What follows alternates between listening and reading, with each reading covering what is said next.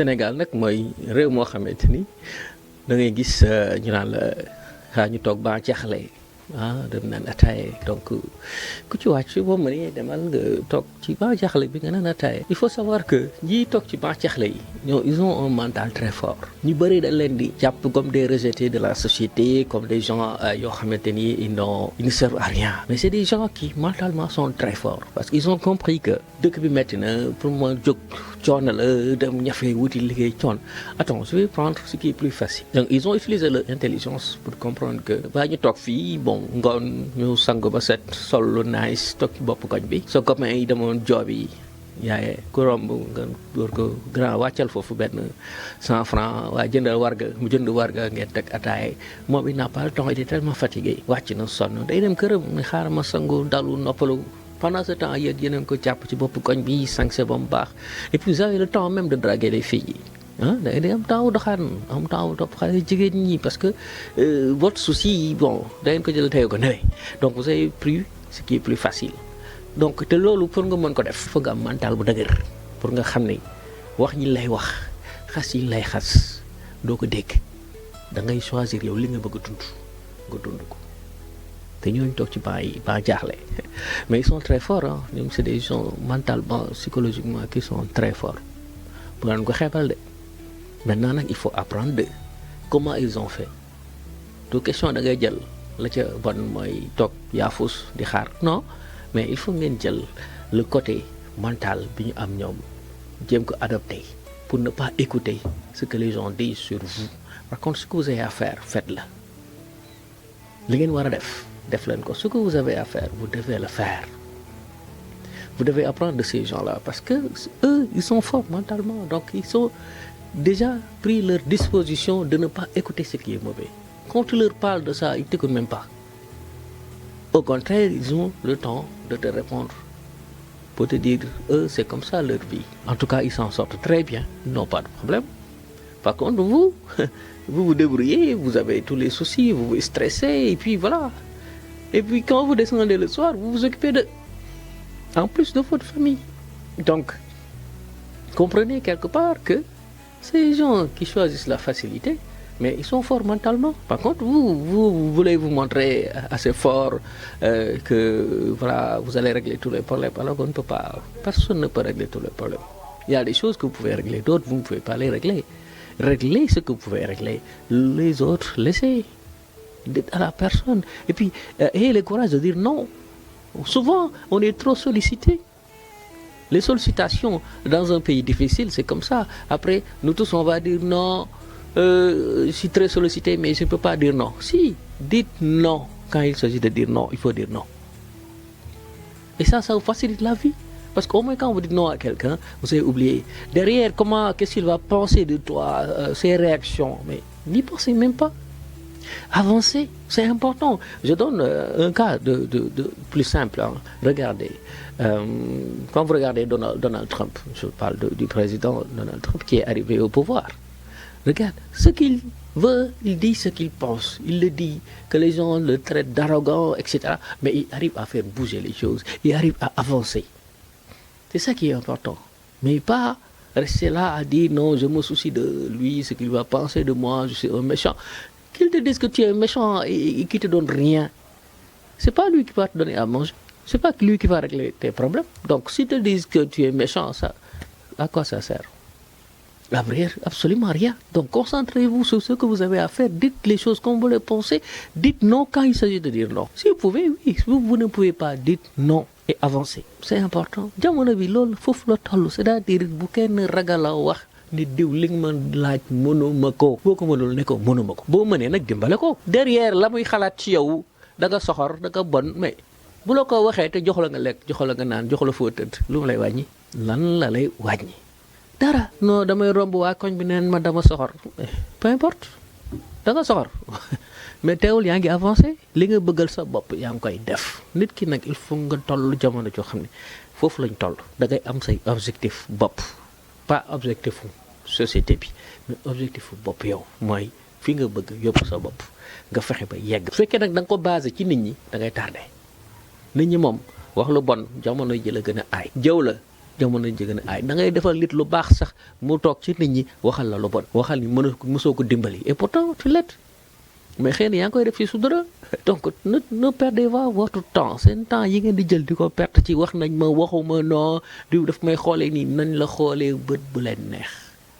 fekk tooñoo defoo loo warul def yaa ngi sa yoon nekk ci donc la parce que ñi toog ca banc ba mais ils sont forts mentalement donc apprenez de ces gens-là en tout cas jamono moo toll foo xam ne lépp loo gis jàng ci pour xool li ca baax nga jël ko parce que ñooñu loo ci dégg mbokk kuy toog ba jaaxle nga xëy suba ñu ne la diw de ba jaaxle ba la doon toog dem na yoonam wala daa xaru wala dafa def lii doo ko dégg parce que ñooñu c'est des gens qui sont forts mentalement ils savent que la vie est dure ils sont pris dans le souci ñu ne ñoom dañuy jël chemin bi gën a yomb mooy toog et dépendre des gens c'est pas compliqué loolu moo fi nekk donc na ku nekk jël ci ñooñu am un mental d'acier ne pas écouter les gens qui te critique moom bu ko déglu xoolal nooy avancer nga avancer ki la mën a jox conseil bu baax déglu ko góor yi rek ñoom ñooy am problème yooyu ñoom ñooy am métit denc ko mais ki nga xamante ni dundul stress toppatoowul dara du moom mooy am yooyu pensée yi am stress yooyu du ko ci fekk ñii yalwaan da nga leen di gis ñuy yalwaan bopp ko ñii et cetera mais ñooñu en général c'est des gens dunduñu stressant dunduñu da nga di wax ñun la bon il se base sur des gens nga ñëw ñu tàll seen loxo grand jàppale ma fii sama càmmiñ et cetera jàppale ma aide-moi à tu donnes l'argent chacun vient même si c'est 100 francs le petit 100 francs que toi tu as pour gérer peut-être ton transport, tu te sacrifies, tu donnes ça à la personne qui est là, assis du matin au soir à demander. Et souvent, c'est des gens qui ne sont pas malades. Je peux comprendre quand quelqu'un est malade. Si on va même les handicapés, les infirmes qui se battent, ils travaillent. D'autres, ils préfèrent, surtout des gens qui n'ont rien, c'est-à-dire ils préfèrent juste être là, tendre la main. Ils ne vivent pas là. Pendant ce temps, toi, tu prends tes 100 francs, tu lui donnes un autre à la fin de la journée. Si 10 personnes lui donnent 100 francs, c'est 1000 francs. Il a de quoi acheter à manger. S'il y en a 5 qui lui donnent à manger, s'il y a 5 encore qui donnent encore 100 francs, imagine. Il a même le temps d'épargner, de l'argent, c'est-à-dire d'épargner 500. Et ces 500-là, il va l'utiliser demain. C'est-à-dire que le gars est même plus riche que toi. Et il n'a pas de pression, il n'a pas de charge. Sa vie, c'est quoi? Il ne travaille pas. Sa vie, c'est toi. Ses charges, tout ça, c'est toi qui vas les régler. Pendant ce temps, toi, tu cours derrière pour gagner de l'argent, pour régler tes problèmes. Tu n'y arrives pas. Tu te stresses, tu ne dors pas la nuit. Eux, ils dorment très bien. Mais dites-vous bien, est-ce que vous avez vu un gars qui demande de l'aumône à chaque coin de rue, qui est un gringalet comme ça? Non. Mais c'est des poids lourds que tu vois, aussi bien les femmes que les hommes. C'est des poids lourds avec un gros ventre comme ça. Parce qu'ils sont assis du matin au soir à ne rien faire. Ils attendent jusqu'on leur donne de l'argent. Ils vont aller acheter à midi. Ils vont commander un bon plat de tchèvoujet. Pendant ce temps, toi, tu n'as rien à manger. Au moins, toi, tu ne manges pas la journée. Tu manges le soir quand tu seras chez toi. Mais pourtant, au moins, tu lui donnes. Tu dis, je vais donner. Ça, c'est encourager les gens à ne rien faire. Je ne dis pas qu'il ne faut pas donner. Il faut donner à ceux qui en ont vraiment besoin. Mais pas à ceux qui préfèrent être là à demander sans le stress maanaam da ngay gis non na ngeen am seetlu ngeen xool ñi ci bopp ko ñi di yalwaan wala ñi yalwaan la plupart mais ñoo la ëpp moo leen tegaloon combat ñu dem bëri kii dañuy lekk ba di faax toog te li ñuy lekk ci yow lay jóge te yow mataloo mais da nga naan foog ma joxe parce que sunu borom nee na nga dimbale mais waxu la nga dimbale ñi nga xam ne soxla wuñ ko c'est des gens qui en profitent ils en font un business moi je vois des ñoo xam ne business lañ ko def business c'est-à-dire dañuy xëy toog waxtu bi jot ñu jël seen yalwaan ba 11h ñu xool xëy na am nañ 1000 francs ñu dugg ci Wave bi wala point d'argent bi Orange Money la jël ko envoyé ko au village c'est-à-dire qu'ils viennent ici dans la capitale au lieu de trouver du travail leur travail c'est manger maanaam yalwaan mooy seen liggéey donc bu ñu yalwaanee ba midi ñu jël 1000 francs la wala 1500 lu ñu mën a am ci heure boobu yónnee nañ ko dëkk ba waa dëkk ba moom la ñuy jël taal ci añ et cetera et cetera pendant ce temps moom mi ngi fii encore no stress c'est pas son problème celui-là il donne celui-là pas il donne pas heure añ mu dem commandé plan bu baax lekk ba suur yow mi koy jox sa 100 francs wala sa téeméer wala loo mais moom mi ngi ciy dund tranquillement no stress pas de problème jéem ko lijjanti parce que xam na ni suba boo rombee da nga koy joxaat 100 francs te léegi dañ dem ba def ko droit boo rombee ñi lay catal bët comme quoi ak dag ba war a jox léegi yow imaginel joxoo ko boo ko joxalee sax dalay mere léegi nga xam ne dëkk bi toll na foo xamante ni li ñu war a defaraat ci ay jikko ak lii dafa bëri mais nag il faut que nit ñi nangoo bañ a dund pression parce que kooku mus dañoo gën a mus dong gën a mus moo tax ñu toog ci bopp koñ bi du ñu dund benn pression wekk lépp ci kaw nit ñi mais gor yi dëgg-dëgg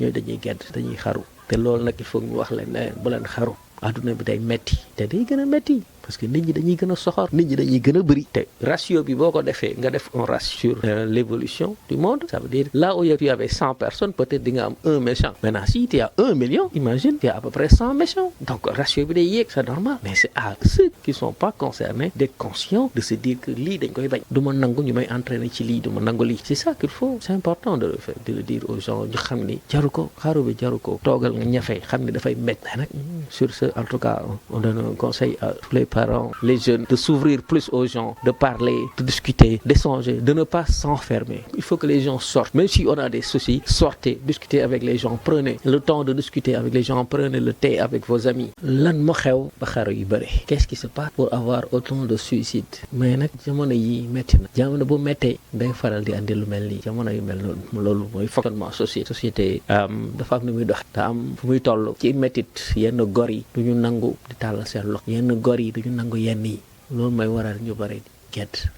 bàyyi àdduna mais nag de l'autre côté fa am ñaari phase mooy phase bi nga xamante ni mooy gëm yàlla ak mbiri àdduna gëm yàlla daf lay wax ni xaru daganul gedd àdduna daganul kenn du ko daganal même la société da koy rejeté que nit ku nekk boo nekkee ci kaw suuf da nga war a góorgóorlu xam ni àdduna dafa metti dara yombul da ngay xëy di ko ñafe am nañu dund lu gën a metti mais dañ koy supporter xam ni yàlla dafa leen ko tere ngir ëllëg beneen côté bi nga ñëw ci mbiru àddina boo demee ba benn waxtu da nga naan est-ce que jar na ngay ne ci kaw suuf bu dee coono yi kay daj xëy na ñi nga nekkal gisuñu ko loolu mooy li ma doon wax rek ñuy souffrir en silence dafa bëri méttit yoo xam ne da nga koy denc di ko accumuler ñu bëri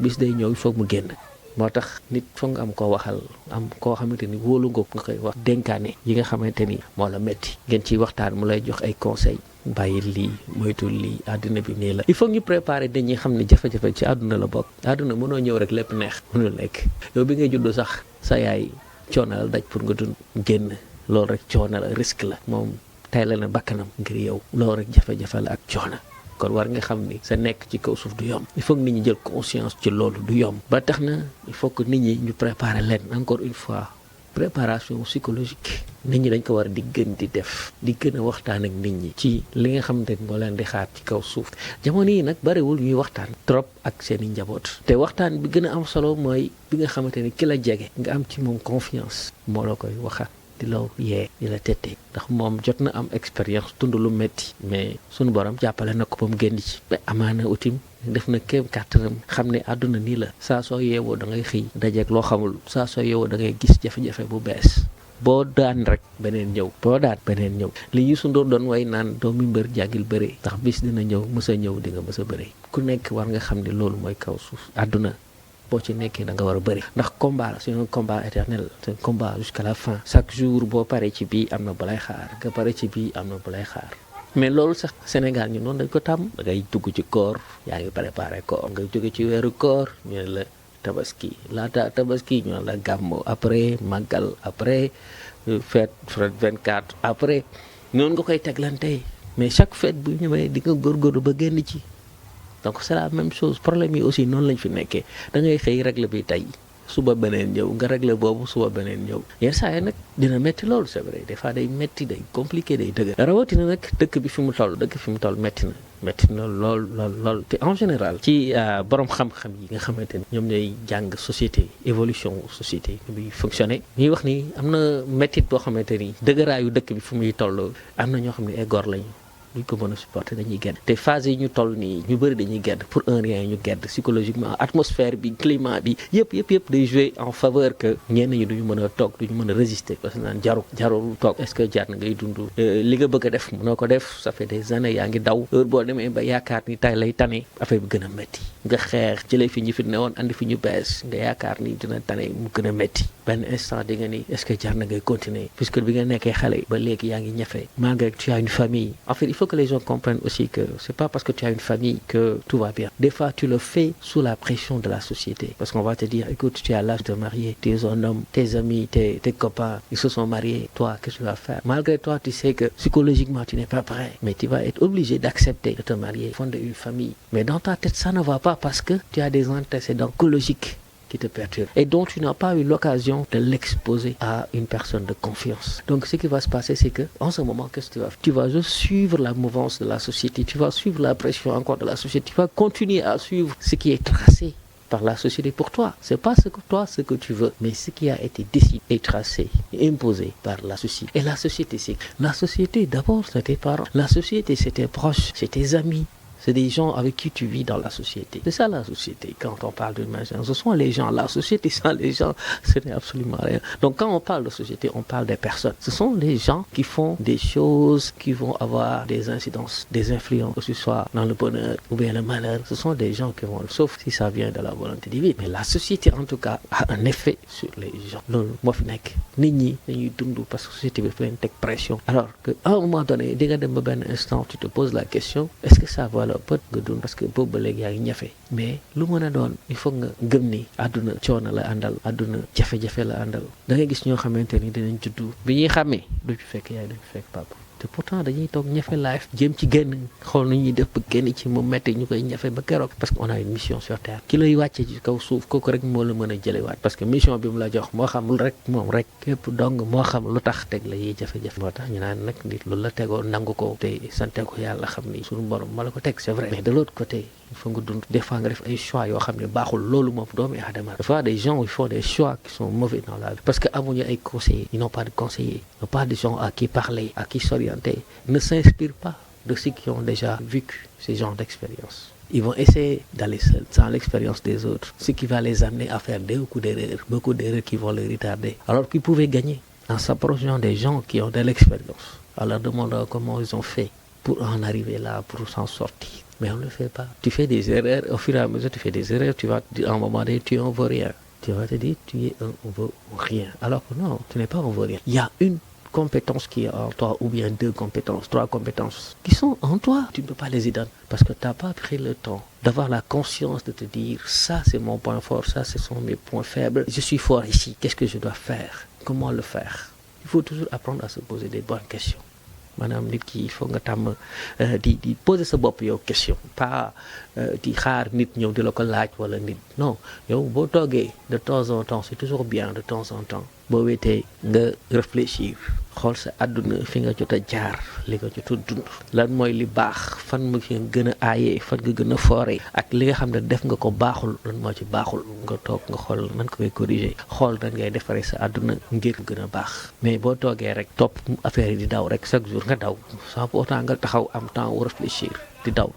mooy waral yenn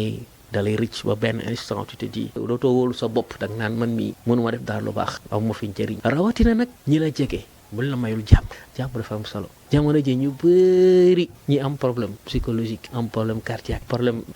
ay doomi aadama dong leen ko teg pour la plupart ay doomi aadama kese te souvent nag ñi leen jege lay doon di fa nga gis borom kër bu yeewu cardiaque muy jigéen wala muy góor fekk na borom këram moo ko teg wala jabaram moo ko def parce que wax na ko benn baat neexu ko xol bi tàng le temps muy noyyi respiration bi bloqué na mu jóge fa am cardiaque après la ñuy wax am na cardiaque qu'est-ce qui s'est passé derrière moo tax ñu war a seetaat suñu bopp xool kaddu yi ñuy génnee di ko jëmale ci keneen fam solo ñu toog war gëstuwaat xam ne lan laa war a wax kii est-ce que li ma ko nar a wax du def dara ci moom est-ce que bu doon man dina ma neex xoolal sa bopp yow nan ngay jëlee mbir mi avant mais bu fekkee da ngay wax rek pour wax après catastrophe am nga ni lii xew na mais jamais tu ne diras ce qui se passe lan ngeen seq lan nga ko wax ba mu am réaction boobu tu ne le diras jamais te y a des gens yoo xamante ni ils sont comme ça c'est des gens yoo xam dañu am seen honneur bopp duñu wax c'est des gens très silencieux ils disent rien mais ñu ngi gàddu loo leen def ci lu metti ñu denc ko ba xëy suba dem parce que dëkk bi soit metti na soit wax na leen lu leen metti parce que te loolu en général la plupart bu amee ay crise yu mel nii en général c'est parce que dëkk bi metti bu dëkk bi metti les gens sont sur les nerfs li gars yi di wax les nerfs sont tendus jamono ji foofu le Sénégal toll les nerfs sont tendus pour un rien les gens explosent parce que da ngay bëggal sa bopp doo ko mën li ngay jéemal sa bopp dem nga soxla xaalis doo gis xaalis nga bëgg rek la soxla doo ko mën fan ngay mujj boo gëmal yàlla torop wala nga am li la bàyyi ci kaw suuf parce que tey bu ñuy wax gëm yàlla entre guillemets lañ ko mën a waxee parce que jamono ji gis nañu xaru yu bëri na kon xaru moom ku dem ba def ko kenn du ne gëmoo yàlla mais entre guillemets dañ naan gëm na yàlla rek mais li la yàlla tere muy xaru boo ko defee entre guillemets dañuy ñaan rek yàlla ci baaxam ci yéen maa dem loolu donc lañ mën mais booy wax da nga naan jamono ji ñu toll nii léegi il faut que nit ñi am plus que la religion c'est-à-dire au-delà que nga gëm yàlla xam ne yàlla tere na la lii la la digal et tout il faut nga am projet yu lay bàyyi ci kaw suuf mooy nga am loo bëggal sa bopp am loo mën a defal sa bopp pas tout le temps dama koy defal diw mais yow sa bopp lan nga bëgg def ci kaw suuf